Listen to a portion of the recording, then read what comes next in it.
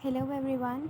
आज मैं आ गई हूँ आपके पास एक नई वीडियो लेके। आज हम बात करेंगे साइकोलॉजी प्रैक्टिकल्स के बारे में, जिसमें कि हम बताएंगे कि टेस्ट और एक्सपेरिमेंट में क्या डिफरेंस होता है और कितने हमारे टोटल टेस्ट हैं और कितने हमारे टोटल एक्सपेरिमेंट हैं, और एक्सपेरिमेंट और टेस्ट में से कौन कौन से इंपॉर्टेंट क्वेश्चन जो हैं वो एग्ज़ामिनेशन हॉल में एग्ज़ामिनर पूछता है। वाइवा में कौन से कैसे क्या क्वेश्चन पूछते हैं, थ्योरेटिकल एस्पेक्ट से क्या पूछते हैं, प्रैक्टिकल एस्पेक्ट से क्या पूछते हैं, और एक्सपेरिमेंट पे कितने सारे टेस्ट होते हैं। ये सारी ही चीज़ें जितनी आपकी क्वेरी हैं आज हम इस वीडियो में डिस्कस करेंगे। तो चलिए बिना टाइम वेस्ट करें हम वीडियो को शुरू करते हैं। ये वीडियो जो है वो डीएलएड, बीएलएड और बीएड के स्टूडेंट, जितने भी टीचिंग स्टूडेंट्स हैं और जिनके में भी साइकोलॉजी प्रैक्टिकल्स है, ये वीडियो उनके लिए हेल्पफुल रहेगी। तो बिना टाइम वेस्ट करें अब हम वीडियो को शुरू करते हैं। अब अगर हम बात करें टेस्ट और एक्सपेरिमेंट के डिफरेंस के बारे में, तो टेस्ट में क्या होता है कि यहाँ पे वैलिड रिज़ल्ट होते हैं। जब आप कोई भी टेस्ट परफॉर्म करते हो तो यहाँ पे आपको वैलिड रिज़ल्ट मिलेगा, और एक्सपेरिमेंट में क्या होता है, वैलिड रिज़ल्ट नहीं मिलता है। रिज़ल्ट हमारा जो है वो कुछ भी आ सकता है, नेगेटिव, पॉजिटिव, ज़ीरो, कुछ भी आ सकता है। यहाँ पे हमें कोई वैलिडेशन की कोई कंफर्मेशन नहीं है, पर ऐसा टेस्ट में वैलिड मिलता है। टेस्ट में क्या होता है, रिज़ल्ट्स हमारे फिक्स्ड रहते हैं, बट हमारे एक्सपेरिमेंट में रिज़ल्ट फिक्स नहीं होते हैं।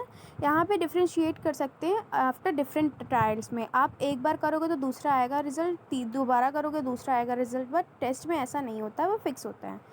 Result come in one attempt. Test में क्या होता है, आपका रिज़ल्ट जो है एक ही अटैम्प्ट में आ जाता है, बट एक्सपेरिमेंट में क्या होता है, मोर देन वन भी आपके अटैम्प्ट लग सकते हैं, एक भी अटैम्प्ट पे भी आ सकता है, और कई सारे अटैम्प्ट लगने के बाद में भी हमारा रिज़ल्ट नहीं आता या आ भी जाता है। इस पर कोई कन्फर्मेशन नहीं है। Test is a procedure of measure to the quality of any performance. Test क्या है, हमारा एक प्रोसीजर है, मेजर करता है क्वालिटी ऑफ परफॉर्मेंस की, बट हमारा एक्सपेरिमेंट है जो एक साइंटिफिक प्रोसीजर है। आई होप ये सारे पॉइंट्स आपको क्लियर हो गए होंगे। आप एग्जामिनेशन में, आपको जब एग्जामिनर आपसे पूछेगा प्रैक्टिकल में, वाइवा में, कि आपका टेस्ट और एक्सपेरिमेंट में क्या डिफरेंस होता है, तो आप ये सारे डिफरेंस बता दीजिएगा, आपका जो आंसर है वो कंप्लीट हो जाएगा। अब हम बात करते हैं कि हमारा कौन से टेस्ट होते हैं और कौन से एक्सपेरिमेंट होते हैं उसके बारे में। तो हमारा जो टेस्ट है वो 3 टेस्ट हैं और 3 एक्सपेरिमेंट हैं। 3 टेस्ट कौन कौन से हैं? सबसे पहला हमारा स्टैंडर्ड प्रोग्रेसिव मैट्रिसेस है, जिसमें हम लोग इंटेलिजेंस को मेजर करते हैं। सेकेंड हमारा हाई स्कूल पर्सनालिटी क्वेश्चन आया टेस्ट है, जिसमें हम लोग पर्सनालिटी को मेजर करते हैं। थर्ड हमारा Palsane and Sharma study habit inventory test है, इसमें हम हैबिट्स को फाइंड आउट करते हैं स्टूडेंट की। और हमारे 3 एक्सपेरिमेंट कौन से हैं? Mental work and fatigue, free association, span of attention. ये हमारे 3 एक्सपेरिमेंट हो गए। तो आई होप ये आपको समझ में आ गया होगा। जब आपसे एग्जामिनर क्वेश्चन करे कि कौन से 3 टेस्ट है, कौन से 3 एक्सपेरिमेंट है, तो आप ये बता सकोगे। अब अगर हम टेस्ट की, तो सबसे पहला टेस्ट हमारा जो है वो स्टैंडर्ड प्रोग्रेसिव मैट्रिक्स है, एसपीएम जिसे हम बोलते हैं। तो इसमें आपको कैसे क्वेश्चन एग्जामिनर पूछ सकता है, इसमें आपसे पूछा जा सकता है कि आप डेफिनेशन बताओ इंटेलिजेंस की क्या होती है, आईक्यू क्या होता है, हमारा इंटेलिजेंट क्वोशिएंट उसका फॉर्मूला बताओ, कितने टाइप्स की इंटेलिजेंस होती है। 3 टाइप की हमारी इंटेलिजेंस होती है। अभी मैंने यहाँ पे नीचे इसके आंसर भी दिए हुए हैं, आप उसको, मैं अब इसको भी बताऊँगी आपको। हमारे 3 टाइप की इंटेलिजेंस होती है, एब्स्ट्रैक्ट, कंक्रीट एंड सोशल। और फिर उसके बाद में आपसे पूछ सकते हैं कि थ्योरी ऑफ माइंड क्या होती है, कौन सी थ्योरी है, आप वो बताइए। Who created the SPM test, SPM किसने क्रिएट किया है। तो ये सारे क्वेश्चन आपसे एग्जामिनर आपसे पूछ सकता है। आपने जब फाइल बनाई होगी, आपके प्रैक्टिकल एस्पेक्ट ही आपसे उसी में से क्वेश्चन ये करेगा, ज़्यादातर थ्योरेटिकल पार्ट में से भी कर सकता है। तो आप इसको अच्छे से डीपली रीड करिएगा, पढ़िएगा। ज़्यादातर मोस्टली इंपॉर्टेंट यही क्वेश्चन आपसे एग्जामिनर पूछेगा, इससे आउट ऑफ उससे कभी नहीं पूछता है। तो यहाँ पे मैंने आंसर बताया भी है कि इंटेलिजेंस की, यहाँ पे मैंने डेफिनेशन भी बताई है कि इंटेलिजेंस क्या होती है। इंटेलिजेंस एक एबिलिटी होती है इंडिविजुअल की, जिससे कि वो लर्न करता है चीज़ों को, प्रॉब्लम्स को सॉल्व करता है, चीज़ों को एनवायरनमेंट में एडजस्ट होने के लिए एबिलिटी होती है एक ये। और टाइप्स ऑफ इंटेलिजेंस मैंने आपको बताया, concrete, abstract and social intelligence. Concrete intelligence में क्या होता है, जब आप अपनी इंटेलिजेंस जो है अपनी फ़िज़िकल उसमें लगा सकते हो, जिनको आप छू सकते हो, समझ सकते हो, उनको हम क्या बोलते हैं, कंक्रीट बोलते हैं। अगर आपकी इंटेलिजेंस जो है आप फिज़िकल उसमें चीज़ों में लगा रहे हो, फॉर एग्ज़ाम्पल आप कोई भी टेस्ट कर रहे हो या कोई भी एक्सपेरिमेंट कर रहे हो, तो आप उनको छू सकते हो, समझ सकते हो, फील कर सकते हो, तो वो हमारी कंक्रीट हो गई। एब्स्ट्रैक्ट में क्या होता है, ये जस्ट अपोजिट होता है कंक्रीट का। इसमें क्या होता है, कि आप जब इंटेलिजेंस लगाते हो वर्ड्स में, लेटर्स में, सिंबल्स में, तो यहाँ पे हम एब्स्ट्रैक्ट इंटेलिजेंस की बात करते हैं। सोशल इंटेलिजेंस क्या होता है? जब हम लोग सोशल प्रॉब्लम्स के बारे में डिस्कस करते हैं, सोसाइटी के बारे में डिस्कस करते हैं, तो अपनी इंटेलिजेंस जो है यहाँ सारे इश्यूज़ और प्रॉब्लम्स में लगाते हैं, तब ये हमारा सोशल इंटेलिजेंस कहलाता है। आपसे एक क्वेश्चन ये भी पूछा जा सकता है कि आईक्यू का फुल फॉर्म क्या होता है? Intelligent quotient. और इसका फॉर्मूला क्या होता है? Mental as upon chronological age into 100। और ये किसने दिया है? आप ये भी पूछा जा सकता है। वैसे तो ये नहीं पूछता, बट ये इंपॉर्टेंट है। आईक्यू का फुल फॉर्म मेंटल एज, जो कि मैंने डेफिनेशन और बाकी सारी चीज़ें बताई। अब अगर हम बात करें हाई स्कूल पर्सनालिटी टेस्ट की, तो इसमें क्या पूछता है? इसमें भी सबसे पहले आपको ये काम करना है, जितने भी आपके एक्सपेरिमेंट हो या टेस्ट हो, आपको सबकी डेफिनेशन याद कर लेनी है। तो इसमें भी हमारा डेफिनेशन ऑफ पर्सनालिटी पूछ सकते हैं कि पर्सनालिटी की क्या डेफिनेशन होती है। तो आप उनको बता सकते हो कि जो वर्ड है पर्सोना, वो कहाँ से डराइव होकर आया है, उसका क्या मतलब होता है।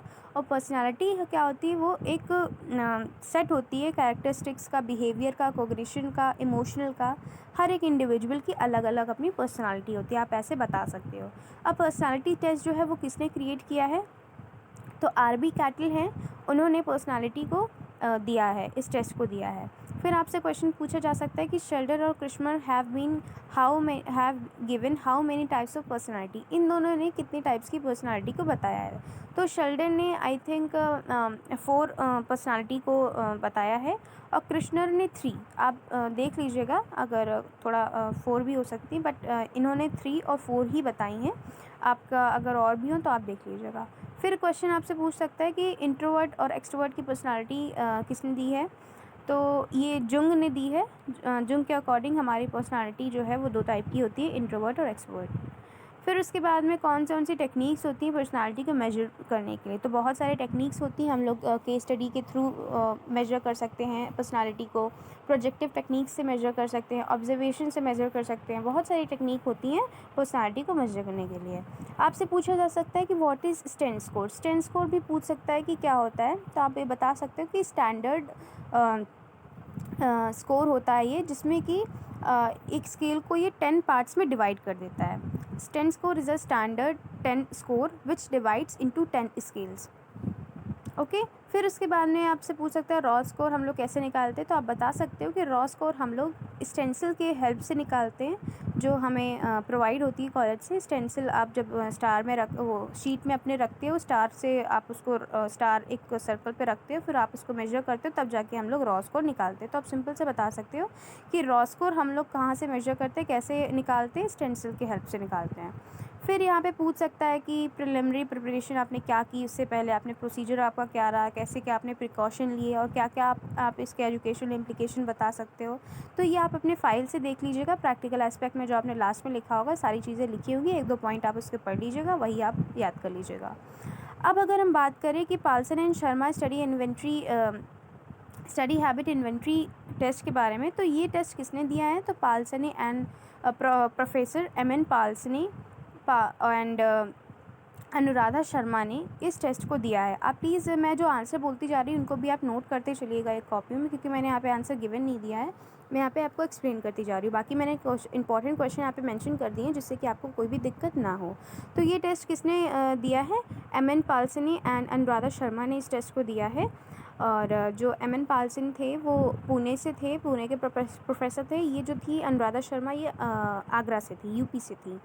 फिर उसके बाद में हमसे पूछा जा सकता है कि आप क्या समझते हो, what do you understand by study habit? Study habit से आप क्या समझते हो? स्टडी हैबिट जो है वो एक एक्शन है हमारा, study habit is an action of an individual, जिसमें कि हम लोग making of notes, learning, thinking, ये सारी चीज़ें इन्वॉल्व होती है। जब हम बच्चा एक ही चीज़ को लगातार एक हैबिचुअल उसमें वे में करने लगता है, कोई एक पर्टिकुलर ऑब्जेक्टिव पाने के लिए, तो उस चीज़ को हम लोग स्टडी हैबिट कहते हैं। आप इसकी अपनी लैंग्वेज में भी बता सकते हो, और आप डेफिनेशन याद करके भी बता सकते हो।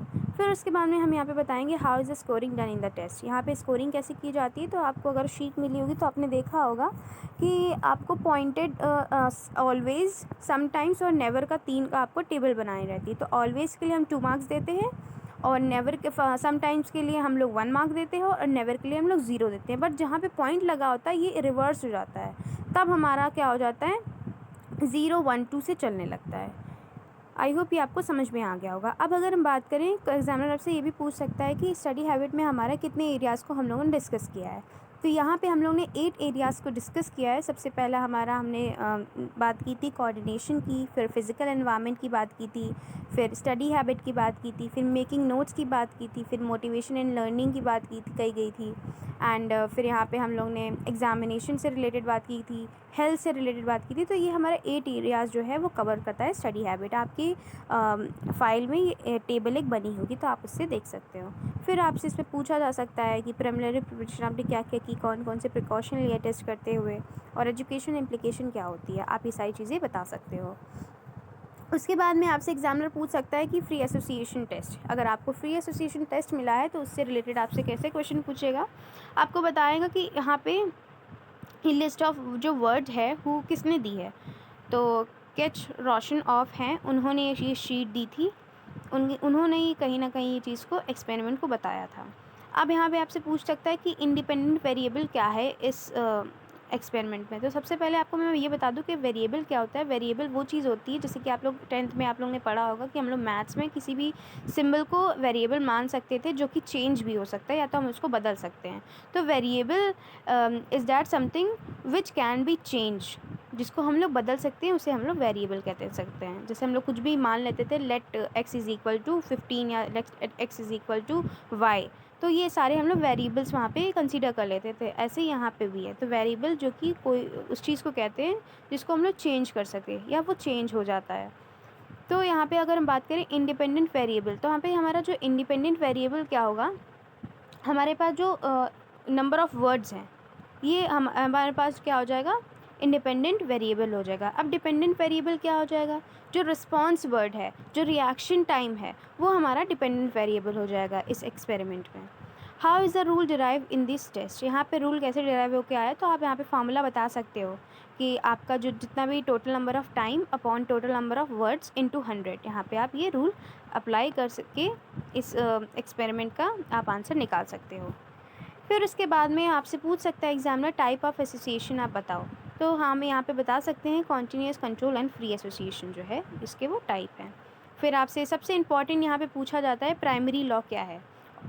सेकेंडरी लॉ भी कभी कभार एग्जामिनर पूछ सकता है, बट ये ज़्यादा प्रेफरेंस नहीं देता है। बट प्राइमरी लॉ आपको याद करके जाना है, क्योंकि इसी से जो आपको शीट मिलेगी उसमें जो है वो प्राइमरी लॉ ही हमारे एप्लीकेबल होंगे, वही हम लोगों ने लगा के अपने आंसर निकाला है। तो आपको लॉ ऑफ सिमिलैरिटी बताना होगा, law of continuity, law of similarity मतलब समानता, लॉ ऑफ कॉन्टिगी मतलब समीपता उसके नज़दीक, और लॉ ऑफ कॉन्ट्रैक्ट मतलब विलोम शब्द हिंदी में अगर बोले तो।